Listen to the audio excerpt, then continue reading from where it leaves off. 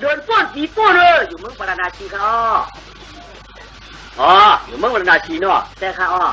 หลานมาไหนหลานเป็นลูกชักเทียเป็นขวยชักเทียเป็นลูกอามาเป็นลูกหอข้ามาเป็นเจ้าคือคนนี้คนผ่านน่ะดูมากล้ามาขายมึงเอาอ๋อข้าเขายอมในปีผ่านในนี่อ๋อลูกขวยคนนั้นเนาะแต่ว่าลูกขวยคนหลานมากล้าขายอะไรพอมีการของข้าคือปู่มือไหนเนี่ยพอมีคนได้กันไว้ดันให้กว่าจะเนื้อกัดได้ไปทุกขับผู้ไหนมันจะที่ขายเขาลูกปู่ก็เขากันเสียแล้วหน้าอะไรเนาะเวลาหลานเขามาได้หลานเขามาได้หลายวันอะไรอ้ามเลยวันค่ะใครทุกคนทุกใครออกเขาเอาเก่าจะเอากำจัดมาค่ะ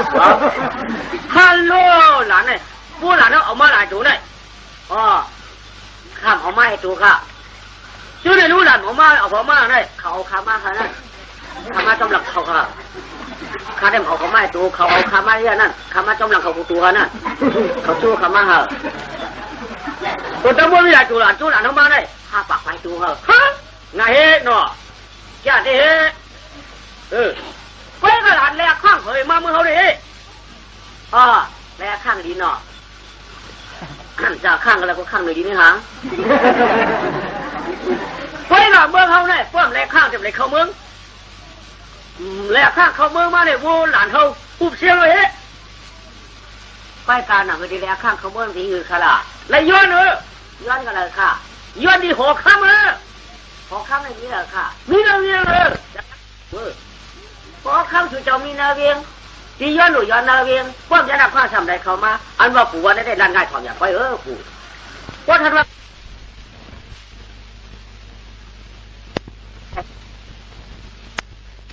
ที่ย้อนใจอ่ะหลานเอาไปแถวเวียงไปย้อนก็ใจอ่ะไปกันนางยิ้มมันเท่าไหร่ควายกินหนึ่งควายกินบูหนึ่งควายเนี่ยจะได้ปันข้ามหนึ่งแก่ไปได้ก็วันได้ป้อมวันได้ก็เอาไปดูได้ยังใจก็ใจขาควายกินบูหนึ่งควายเนาะได้ปันข้ามหนึ่งแก่ข้าหลานก็ขำปันอ่ะควายกลางหัวขำอ่านกาอ่านเอามือปนนาชีพูดมากขนาดมันอ่านได้เขาข้ามปันได้มันจะเมียอ่านเขาข้ามจะเมียปัน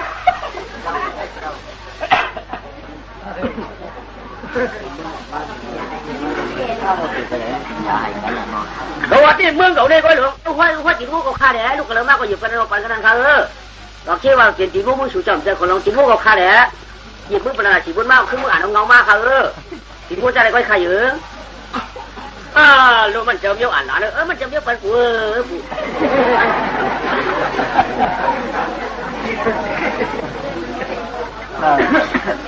trong mưa mà là nữa đi ná của vậy mà mà leo ha nó đi cả khaoเขากว่าถึงด้วยก็ขยับไปเจ๊ค่ะมันว่าเหรออยากย้อนยังเหรออยู่เลยมันถามจำถามมือเลยบอกเขาว่าถามมือเดียวอยู่นั่นนะทำเจออยู่ข้าถามเนี่ยอยู่แล้วถามมือแล้วถามมือไหนนะข้าว่าจะรับแล้วนะว่ามัวมือชื่นอยู่นั่นถือนั่นคือเดินป้วนปีป้วนอยู่เมืองปราณาชีข้าก็พูดกันในข้าไม่อยู่เมืองปราณาชีข้าเจ้าข้าก็ชอบทานเนี่ยเป็นลูกขวยเป็นลูกใจเป็นเครื่องชักเทียบเป็นเครื่องทานนี้มีค่ะยอมมีจี้เป็นลูกขวยเปิดไว้ขามากล้ามาขายช้างสามารถทำการเขาวะทีนี้เนี่ยกาดเขาวะนั่นแหละข้าจะมาแลกข้างเผือกมามันมาแลกข้างหนังลิ้นเขาวะหนังลิ้นแลกข้างนี่หยิบเขาวะหยิบอะไรผมบหังเขาวะว่าข้าจำถามเพียงเขาได้เมื่อเขาได้ก็แลกข้างไรข้าวสมัยย้อนข้างเผือกเนี่ยใช่มันเนาะเขาข้ามในย้อนข้างเผือกแลกข้างเผือกในกรณีผู้บูว่ากาข้างย้อนก็เลยแมวเขาข้าย้อนที่หกคำเขาวะเนี่ยหกคำสุดจะมีแล้วเขาข้ามีแล้ววิ่งมันสามีนิ่งช่างคลายก่อนก็ได้ว่าท่านเคยย้อนอาคารเขามาของข้าสุดเจ้าเช็ดเดียนดีแม่ชอบมันให้เขาว่าเมียนิ่งเจอคลายก่อนรู้ชื่อที่เขามาไปเขียวเวียนย้อนก็เลยผู้เขาเลยไม่เขาข้าเขียวเวียนกับเขาข้ามย้อนวิธีเขาข้าพอข้าสุดเจ้ามีเดียนดีเลยเขาข้ามย้อนวิธีเขาข้าเมื่อเร็วได้ผัวที่หูผู้ไหนจำวันในซ้ำซ้ำมีเลยขายอินเทอร์เน็ตค่ะโดยเช่นนั้นก้าข้ามจ้าเช้าหนาไม่หนอข้าเขาว่าพระจินวูหนึ่งไว้วันคำจะวันแทบมาได้ปั้มวันใดเขาเอามันจะว่าเดี๋ยวผัวมันไล่เขาฆ่าไปกล่าวพูดจันนั่นแหละกล่าวเมื่ออ่านเขาไฟเงามันเมืองปราณาชีพุนมา เขาฆ่าได้ปันหัวอยู่ไว้จับเขาก็อ่านได้มันว่าปันไรเขาข้อมจะเมี้ยวอ่านมันข้อมจะเมี้ยวปันเข่งกันหาไหนมันรักกันได้หนึ่งขาไอ้ไหนข้าเขาไปจะเอาวุ้มาได้ข้าก็มาหาเนาะดิข้านอตาหัวเนาะฮัลโหลคนเฮียเจี๊ยบที่บ้านใส่นี่มาแล้วคนหมอทุ่มหมอชันว่าป้าหมอดีหมอเด๋อันเลยมาฟังเขาว่า3 คนในไปพวกละ3 คนมันอ่วงเงี้ยว่ามันขึ้นกว่าแล้วมันเป็นว่าหมอดาหรือหมอเห็นมาตกก็เท่ากินข้าวชุ่มข้าวไปหมดมั้งเนี่ยอ๋อที่กลับมาข้าจ้า1อย่าปันบัวเหยียบลิ้น2อย่าปันบัวกินเยอะยา3อย่าปันบัวมันขี้ลิ้นเยอะลิ้นง่ายก็เพราะมันจริงก็เป็นน้ำไม้ครับเดียวอ๋อที่กูไม่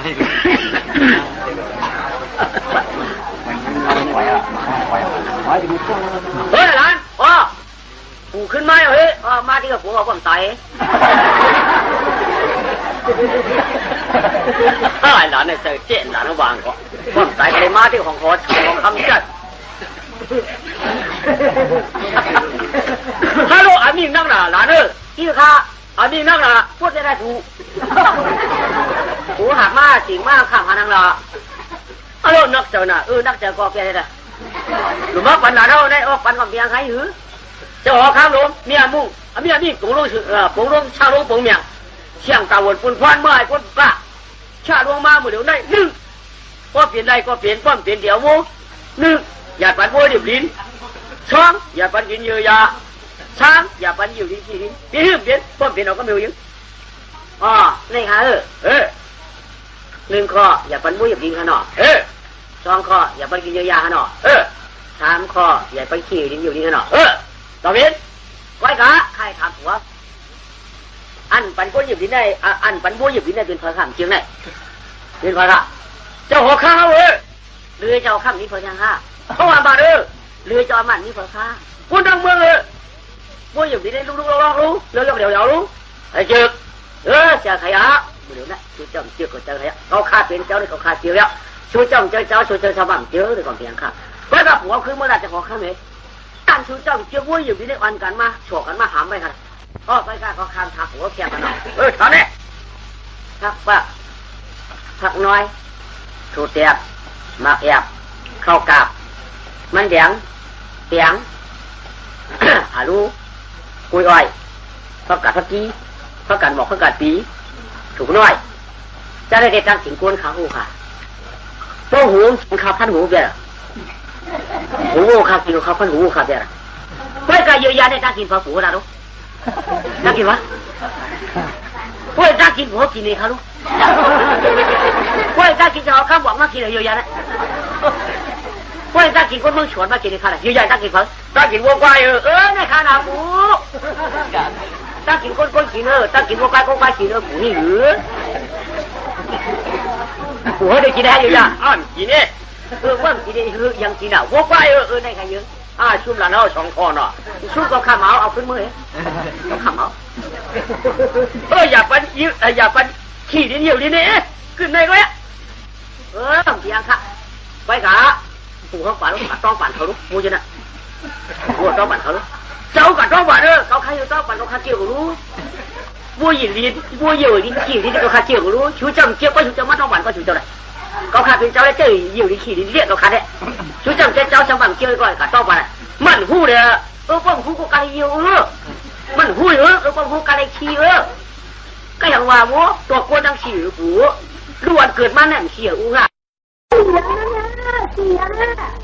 ขี้กวนว่ะขี้ใส่ขี้หมูขี้หัวมาหินบังใช่ป่ะพวกว่าอันยกหลายผักโบผักหวานโตมาขายอาจารย์อันนี้ข้างกูนะจุ่มมันยังเด่นเนี่ยกวนหน้ากันนะยังมันทำมาในเจ้าขอคำอันปันเขาขายคู่ดีรู้เดี๋ยวเมื่อเจ้าชาติมึงมาเมื่อวานนั้นใครขายที่ยังขายใครยังขายเขาคำเมื่อโตเกี่ยวจะมาลังคืนขาบุขาว่าใครฮักมันวันไหนเนี่ยข้าก็ไปจังมาได้มันตกเราเจ้าคือเราขนาดได้เมื่อวานเนี่ยเขาว่าเนี่ยใครขายที่ยังขายวันไหนเขาว่าตี5ว่าหนูฮัลโหลอันนี้เดี๋ยวมาท่าเจ้าใจ ในว่าพอมันเลยขายแล้วก็ดูในมีทั้งสองคอยนะอ๋ออันนี้สองคนนี่ข้าเจ้านี่เมื่อในหามันขายเชียงช่วงขายเชียงเมื่อในหามันกินมือฟุกเชียงว่ามันกินมือฟุกเชียงเมื่อในกลางวันโต๊ะก็หงมกดินหนาวงเอากินเหี้ยวกันได้ไหมก็ได้แน่กินเนื้อเจ้า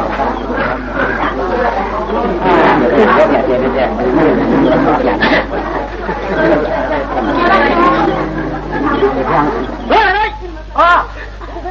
กำได้เจ้าข้ามเนี่ยนี่ว่าสองคอก็ย่อมน้ำไม่ไหวอ๋อยืดค่ะพวกมึงเหมือนได้ขายเชียงอ๋อมึงไม่ได้ขายเชียงมึงฟูกินเชียงอ๋อกินกูเยอะนะอ๋อมึงฟูกินน้ำเชียงก็ปั๊บหัวมันได้ปูเดียวมัวมันได้เข้ากินเดียวผมมากินเชียงฟูกันนะได้ไหมอ๋อดีค่ะผัวจงขาไม่ยอมเขาเนี่ยใจมันจะมาเจ็บเจ้าว่านักการคุ้นครองของคนนี้นี่ขี้หนาวดูก่อนเขาถูกนักการเขาได้ขี้ให้เลี้ยงโม่เลยไปปากก้นโม่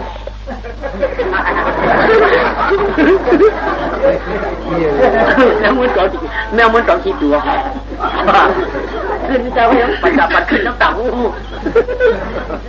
เลี้ยงหนาวเนาะย้ายเรือเขาได้เอาที่ขับเลี้ยงให้เองก็โดยใช่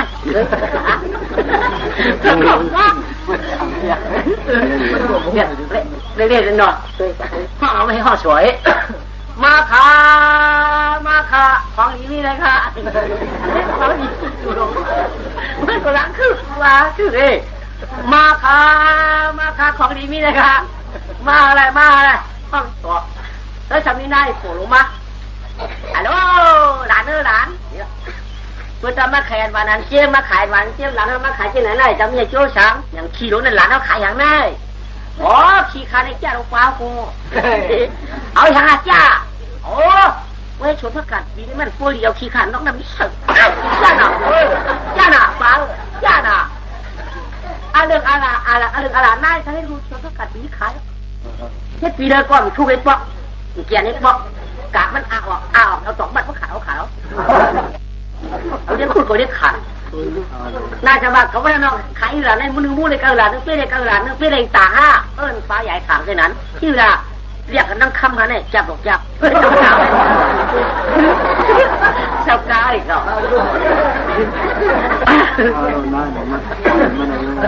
อะไรตั้งตัวได้ที่นั่นนี่คำขันมาวันนั้นก็ให้ชวนพระกัดทีมดีเพราะชวนพระกัดทีก็เยอะนะทีนี้คิดช่วยมาได้โหหลานใครรู้คอยกำใจอยู่เลยเขาพี่คำกันเถอะถ้าพูดกันกูเลยเมื่อขี้ขันก็ไม่นายคนนี้ชอบเราเมื่อเอาเมื่อเสร็จนั้นวันจะหงุยง่าวันหูห้าลงหนอนายคนดำเต่าลงแล้วนึงเอากองตักโชว์พอจวดแล้วจู่เมื่อกินข้าวเอาผลมาด้วยพระกัดสีทุกแก่หมดจวดแล้วนายจับอะไรขายก็ไม่พยากากู้เชียงค้าพยากากู้เชียงเรียกเชียงค้าขี้ไอเมืองไก่นั่นเฉพาะกัดตีมันดีนะค่ะก็ค้าขายผักกัดเดียวขึ้นแต่กู้แทงข้าวมันใครชัวร์เป็นยี่กว่ากู้เมื่อเชียงมดเชียงเขาว่าเชียงเนี่ยว่า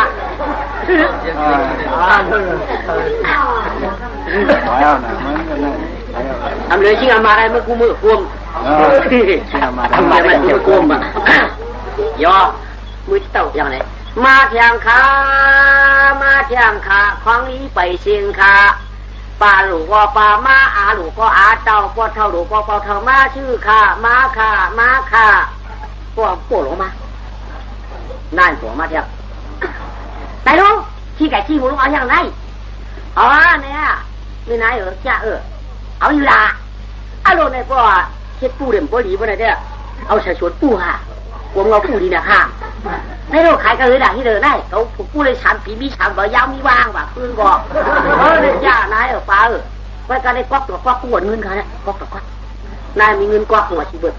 เอามาปูเลยมึงขี้ไก่กวักที่มือชนกันนั่นหรอนายก่อนมึงพกถึงเอาปูไอ้โจเมื่อกินข้าวเผือกมาด้วยมาพี่เดี๋ยวได้ชามหับไม่ทันครับนายสมองโสดเท่าพยากาผู้เชียงค่ะที่ผู้ที่ไก่ชนกันไอ้เมื่อไก่นั่นจ้าหนักว่าเฉมผู้ผู้ดีมันดีนะค่ะข้าผูกชาพิมพ์มีชามว่าข้าเฉนั้นได้ก็ได้ชามหับค่ะมันอยากนี่ถึงเอาผู้มาผู้เชียงยาว บ่เอาสองเนื้อเพื่อนเนื้อเสียไปฝันเนื้อ เหมือนเจ้าอย่างมาเทียงขามาเทียงขาของลีไปเชียงขาของลีก็จานเนาะเจ้าเด็กนายปู่ลงมาแท้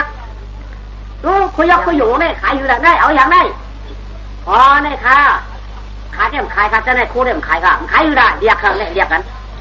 ชินกู้ชินชื่อกู้ชื่อเช่นหนูกู้เช่นหนูใจอยู่ค่ะภาคกลางผู้ภาคกลางอันยกขึ้นมาอันนี้พูดเหรอค่ะถ้าเกี่ยวอย่างละเขาจะเอาอย่างไรที่ไหนเอาบ่แล้วปลาป้าป้าเขาไม่ดูยิ่งหลานใจเลยอยู่บ่ดีกินป้าหวานไม่ดูหลานครอบปีเนี่ยมันตันให้ก็ให้มันตันห้องก็ห้องต้นปูปวาปูต้นแค่อับแค่เนี่ยช่างตันแค่เอเนี่ยเอาคู่กับค้าให้กินเนี่ยเอาเสาไฟเป่าเสาอะไรที่แค่ค่ะโอ้มันก็เร็วค่ะนายนั่นอะไรร้านทำเลร้านทำเลอยู่เจี๊ยบเปลี่ยนว่าเราให้เชี่ยให้เชี่ยละเจี๊ยบเปลี่ยนว่าน่ะอยู่เยอะได้ปะทำไมปันเขาหาย่าก่อนนะถูกกู้อยู่กับกันมากู้กับมืออยากได้ใจเท่าไหร่ก่อนเมากับมันเมาเป็นช่างกล่อมกู้คือดูตายให้หมายบอกมาถ้าวันนั่งคืนยังกล่อมกู้เขายังช่างขี้หนูนั่นแกแค้นค่ะมันแค้นกันหรือว่ามันก็ป๊บมันนำเอาใหม่แล้วมันปั่นชิดหมอยไว้เอาเมื่อไหร่หักยาค่ะลูกช่างว่ากู้แขนนี่ค่ะกำใจเยอะเลยว่ะนายก็ปัดขึ้นมือดีไหม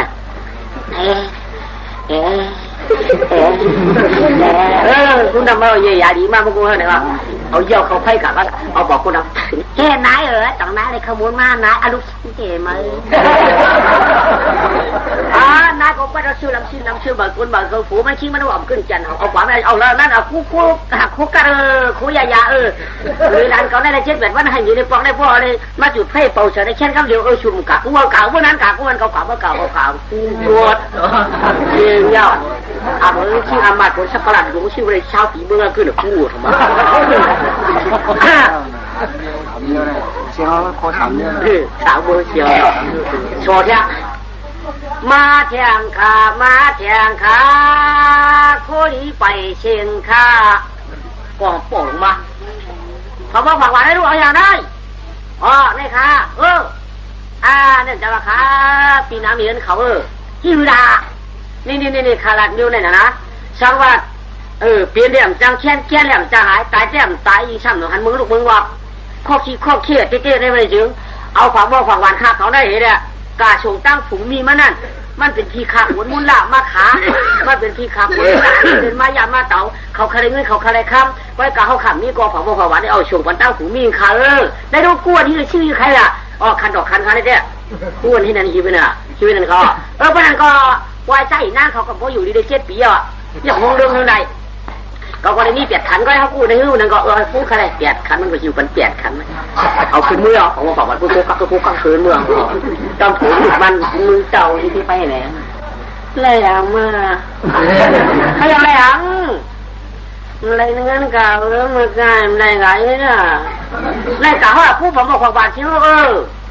กูยังบอกว่าน่าตัวไอ้น่าผักเมื่อไม่ตัวกินยาดียาดีปลาชมปลาเตี้ยก็เลยโอ้ชิ้นเนื้อไก่ไม่มวยเตี้ยเนื้อหมูไม่มาเลยเตี้ยเนื้อผักวันยาดีแล้วไม่ว่ายาดีนะเยอะเอาสูงตั้งฝูงดีนะโยเป็นพี่กาคุณมุ่งละไม่ยาสูงจะเก้าสูงเดี่ยมจังแช่เลยฝูงพี่สูงพี่ทั้งเลยล่ะมีทั้งไหนว่าท่านนั่นแช่เนี่ยว่าแค่ที่เมื่อไรเราหนาวสูงได้แล้วว่าก็ไอ้จูเมียได้กินปลาชมเมียกาสูงยาวไปมากพวกเราข้าตีกุฎเขาบอกข้าบอกใครใจชมไปมั้ยช่างมันขึ้นมาไหมอุ้ยใจนะชูมีหลังมีลูกปากข้าเลยดูกูมีสุนัขโดนแค่สุกตีปากข้าเป็นห้องหนาวเยอะเขาได้แค่นั้นแหละพระเจ้าเจ้าเราก็ได้เป็นหลักก็ได้8 ขันวาง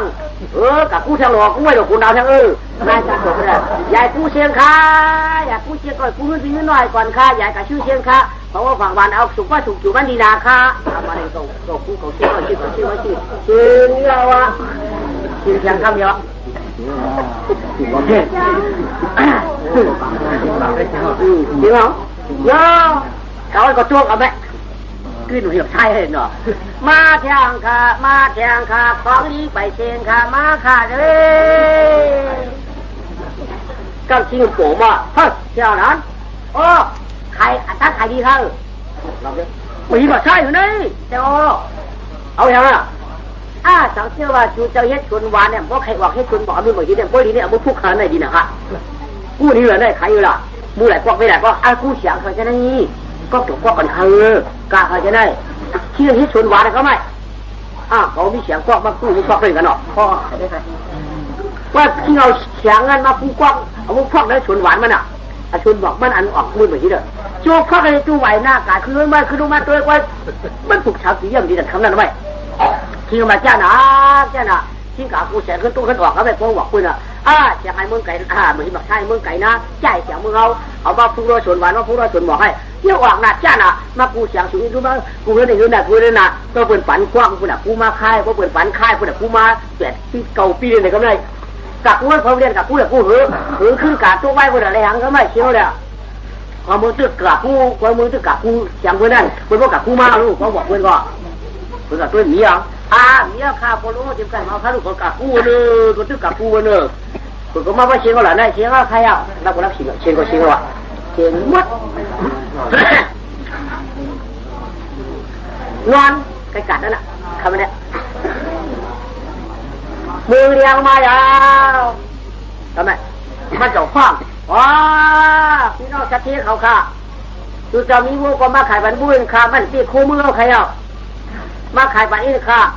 ตัวการก็ขายชื่อเอาค่ะขับชื่อจะมาก็กะเขากับตอนมันคนกระจ้างการทั้งขายดีลงอะไรก็แบบเขามาตอนตัวเขาจะมาให้เป็นผู้ตู้เขามาตอนก็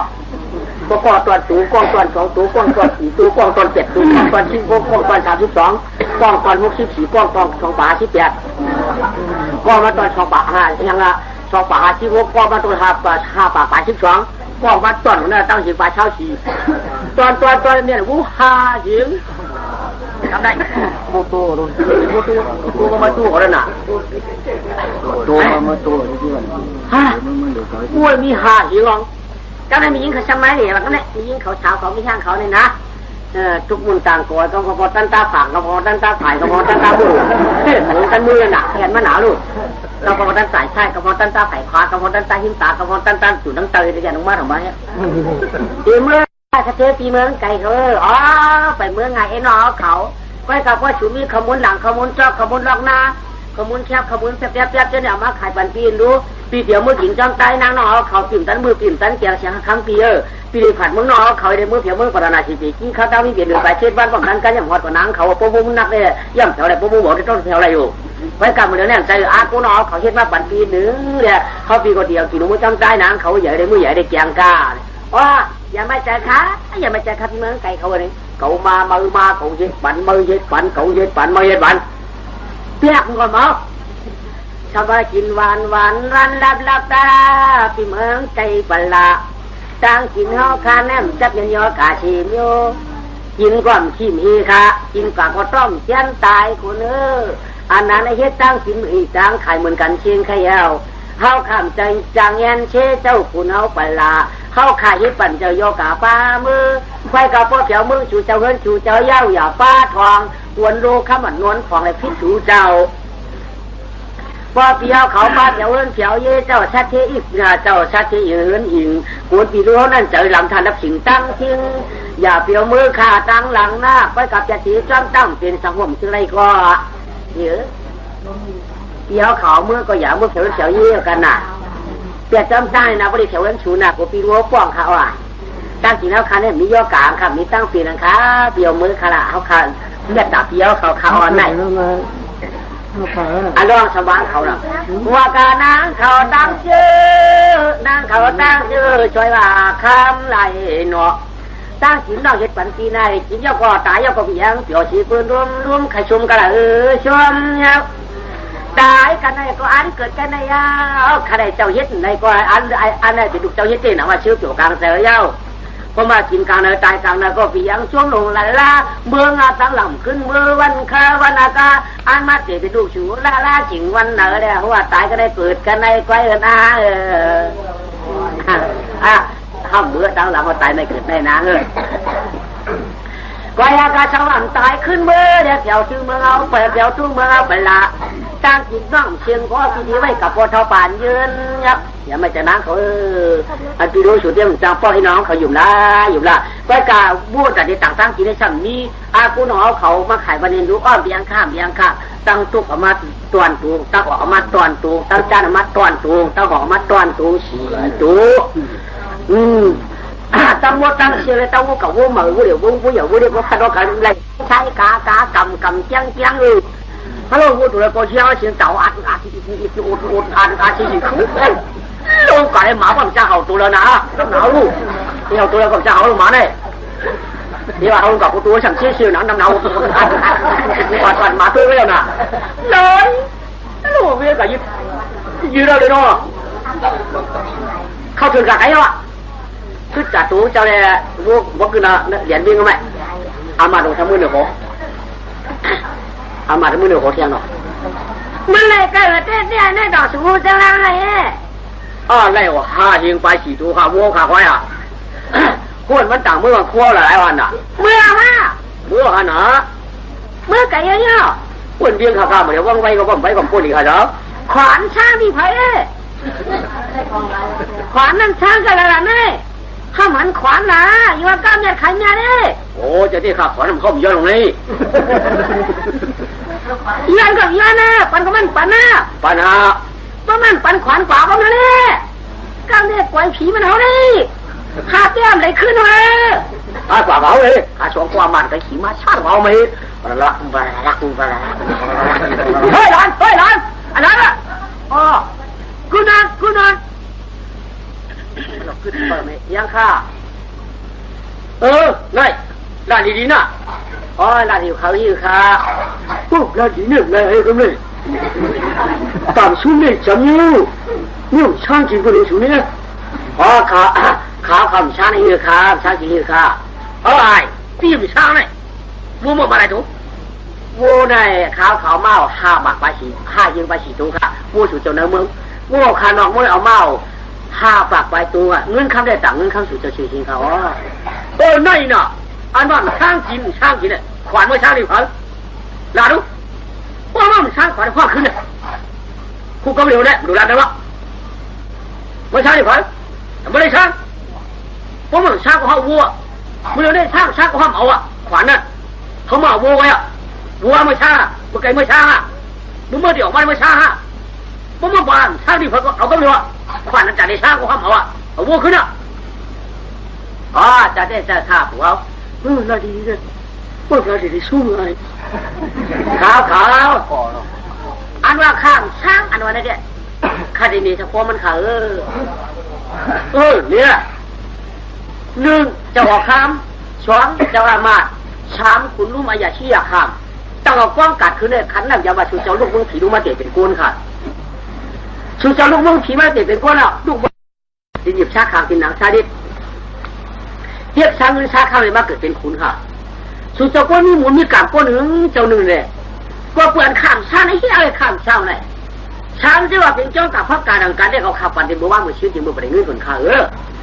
เล่ของชูเจ้าลูกมึงผีมึงสามารถเตะเป็นเจ้าเป็นจอมข้าเนี่ยเขาขับผู้ชูเจ้ามักขวัญชีรู้เขาขับผู้ชูเจ้ามักขวัญชียอกรู้เอาใครพ่อเอาเมื่อใครได้วัวจะได้เพราะชูเขาแค่กินขวัญชีวะใครกินสุขวัญชียอกก็กินนะไม่พอกินยอกขวัญชีเลยลองเดี๋ยวเชื่อมาเลย